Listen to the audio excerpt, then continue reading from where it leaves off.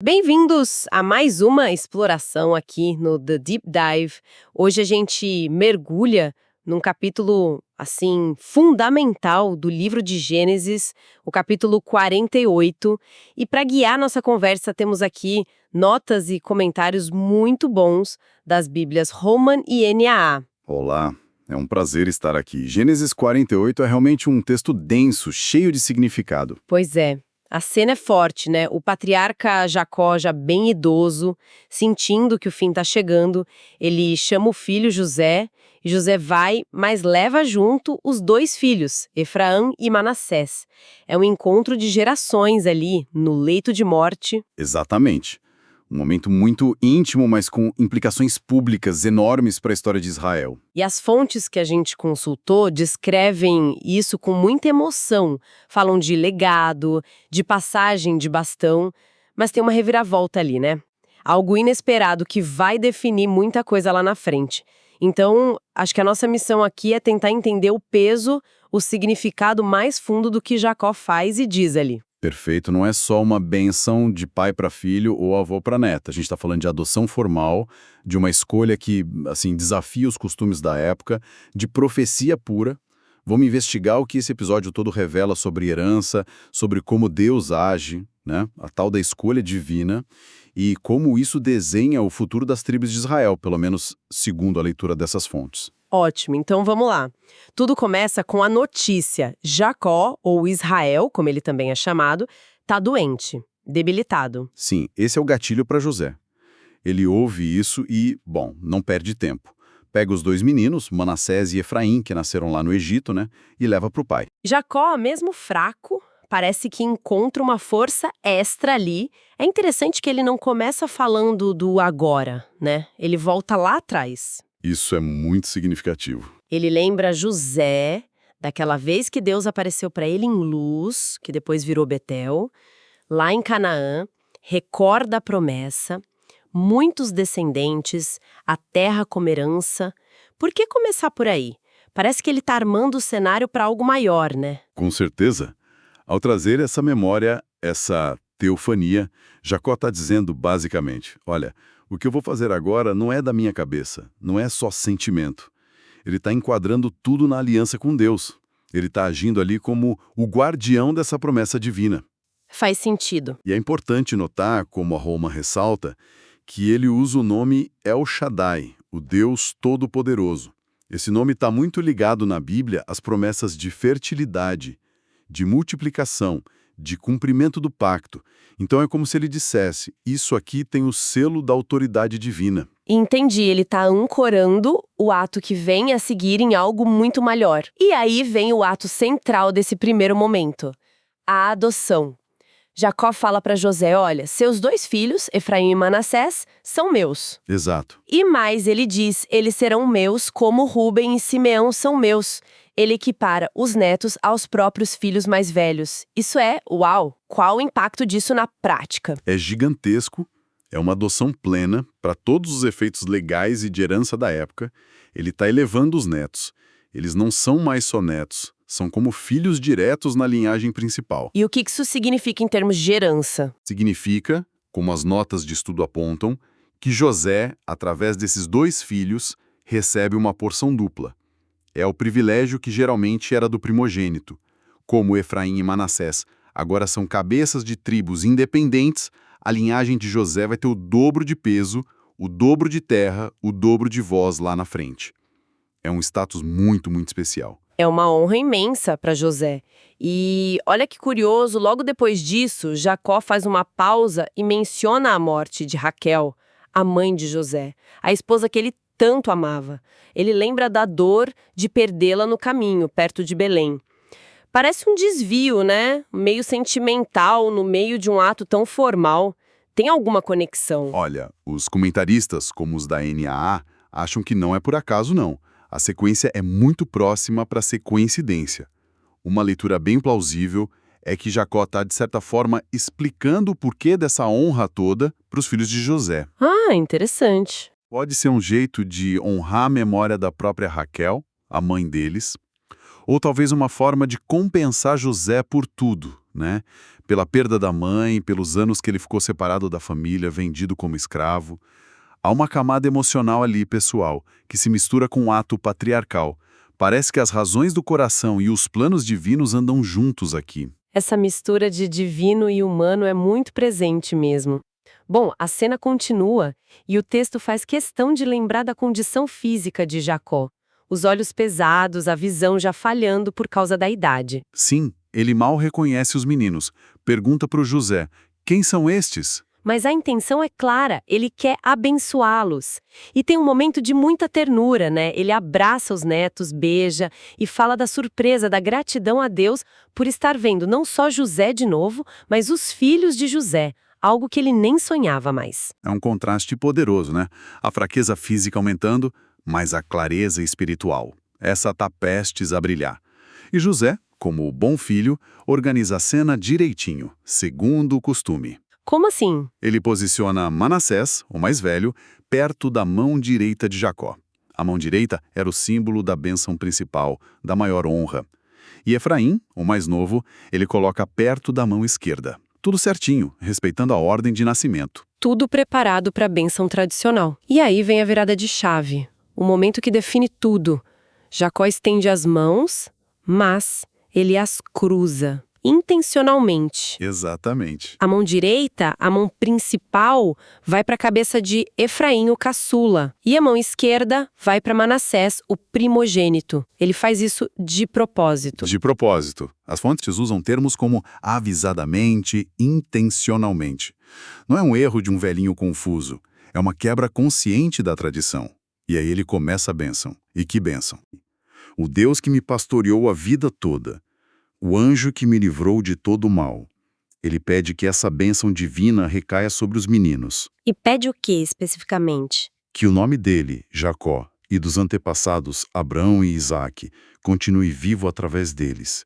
E que eles se multipliquem absurdamente, como peixes, diz o hebraico em algumas leituras. Uma bênção de continuidade e de prosperidade enorme para ambos. Uau! Mas José, vendo aquilo, as mãos trocadas, ele não gosta, né? Não gosta mesmo. Fica desagradado, como diz o texto. Ele acha que o pai errou justamente por causa da visão ruim. E ele tenta corrigir. Tenta. Ele pega a mão do pai para trocar, para colocar a direita sobre Manassés, o mais velho. Ele até fala, não, meu pai, assim não. Este aqui é o primogênito. Põe a sua mão direita sobre a cabeça dele. E a resposta de Jacó? É firme. E reveladora. Eu sei, meu filho, eu sei. Ele não só confirma que fez de propósito, mas demonstra uma segurança, uma clareza profética que, assim, transcende a limitação física. É incrível pensar nisso, né? No fim da vida, com o corpo falhando, a visão espiritual dele parece mais aguçada do que nunca. Totalmente. E essa visão clara inclui uma previsão sobre o futuro dos dois. Sim, claríssima. Jacó diz, olha, Manassés também vai ser grande, vai formar um povo importante. Não é que ele despreze o mais velho, mas ele declara, todavia, seu irmão mais novo será maior do que ele. E mais, a sua descendência se tornará uma multidão de nações. Algumas traduções trazem plenitude das nações. É uma profecia direta. Efraim vai superar Manassés em importância, em tamanho e influência na história de Israel. Essa escolha do mais novo, isso não é a primeira vez que acontece em Gênesis, né? Lembro de outros casos. De jeito nenhum. É um padrão que a gente vê se repetir. Isaque foi escolhido sobre Ismael. O próprio Jacó foi escolhido sobre Esaú. As notas de estudo, como as da Nai, batem muito nessa tecla. É um tema recorrente.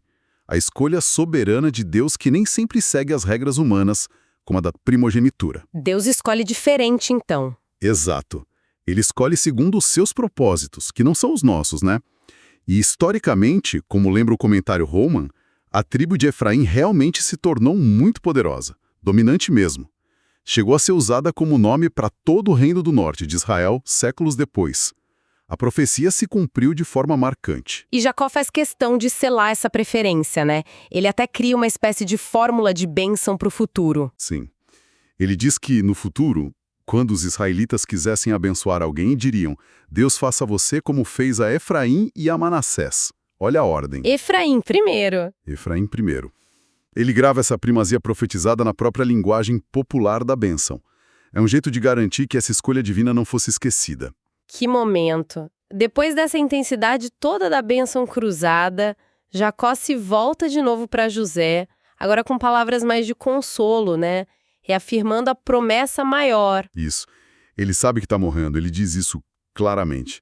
Mas a mensagem para José é de confiança. Olha, eu estou partindo, mas Deus estará com vocês. E mais, ele os fará voltar à terra de seus pais. Ah, ele conecta de novo com a promessa lá do começo. Exatamente. Fecha o ciclo. É a fé de Jacó na fidelidade de Deus. Uma fidelidade que vai além da vida dele. A morte dele não interrompe o plano. Deus continua com a família, com a promessa da terra. É uma passagem de bastão da fé, da confiança na aliança. Lindo isso. E para terminar, ainda tem um último presente, bem específico para José. Tem sim, um presente extra. Jacó diz: "E eu dou a você, mais do que a seus irmãos, uma porção de terra." Algumas traduções falam um declive montanhoso, que ele chama de Siquém, e ele diz que tomou essa terra dos amorreus com a minha espada e com o meu arco. O que significa isso? As notas que a gente viu comentam que há um certo debate, né? Exato. Há uma discussão sobre o que seria essa conquista de Siquém. Foi algo que aconteceu mesmo no passado, talvez ligado àquele episódio complicado da Diná, em Gênesis 34? A narrativa ali é meio complexa para afirmar isso com certeza. Ou seria outra coisa? Ou como muitos sugerem, seria mais uma reivindicação profética. Um ato de fé de Jacó, já declarando posse de uma parte da terra que ainda seria conquistada no futuro. De qualquer forma, essa crista montanhosa, a palavra hebraica shekem, lembra a palavra para ombro ou porção. Funciona como um símbolo final do status especial de José. Reforça a porção dupla que ele ganhou com os filhos. Isso. É um presente tangível, concreto, que acompanha a bênção patriarcal e profética. Deixa claro o lugar de destaque de José. Fazendo um balanço, então, esse capítulo 48, quando a gente olha com a ajuda desses comentários, revela uma profundidade enorme. É muito mais que uma cena de despedida familiar. Sem dúvida. É sobre a transmissão consciente de um legado espiritual, tribal. É sobre como os planos divinos, nessa visão, se desenrolam de formas que a gente não espera, muitas vezes contrariando as nossas lógicas e tradições, como a da primogenitura. E a gente vê ali, em Jacó, a identidade futura das tribos de Israel sendo moldada ativamente por uma ação profética, mesmo na beira da morte. É impressionante. A figura de Jacó ali é marcante, visão física falhando, mas a percepção espiritual tinindo, tomando uma decisão que vai ecoar por séculos. A inversão da bênção, Efraim sobre Manassés, é o ponto alto, né? Anunciando toda uma dinâmica de poder futura. Levanta muitas questões, né? Sobre destino, sobre escolha divina versus costumes humanos e sobre o poder que se atribuía à palavra de um patriarca, a bênção profética dentro dessa cultura. Como é que uma palavra dita ali podia, na crença deles, realmente influenciar o futuro de um povo? É um conceito central para a gente entender essa narrativa toda. A bênção não era só um desejo de bem. Era vista como algo que direcionava, que tinha um poder efetivo. Uma exploração fascinante mesmo de como fé, família, política, profecia, tudo se amarra nesse texto antigo. Com camadas de significado que só aparecem quando a gente para olhar mais de perto, com essas ferramentas de estudo. Exatamente. E para a gente continuar pensando sobre isso, fica uma pergunta interessante que a própria estrutura do livro sugere. Jacó abençoa Efraim e Manassés aqui, no capítulo 48, mas só no capítulo seguinte, o 49, é que ele vai chamar todos os seus filhos, os 12, para dar as bênçãos e profecias finais para cada um. É verdade, tem essa sequência. Então, qual será o significado disso? Por que dedicar um capítulo inteiro para essa cerimônia com os netos, elevando-os, abençoando-os, antes de abençoar os próprios filhos? O que essa prioridade na ordem da narrativa pode estar querendo nos dizer? Fica aí para a gente refletir.